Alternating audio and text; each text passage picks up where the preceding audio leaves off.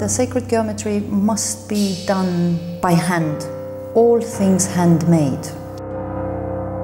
The hand holds a compass and the hand is attached to the heart, and I apply it on a surface, bringing the spirit down to the material world. This is also what the Sri Yantra represents, the connection with the spirit and the material plane.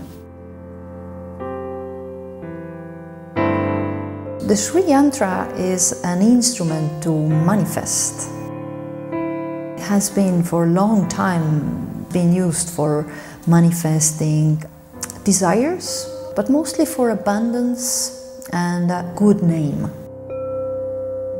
Mind material becomes more available for you.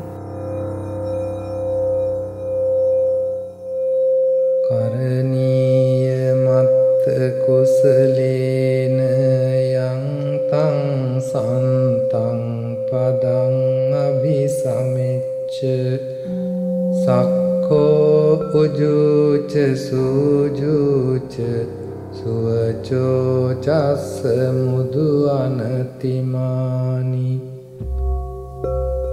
santussa koca subharoca appakiccoca sallauka utti santindriyoca nipakoca appagabbo kulesu ananugitto naca kruddhang sama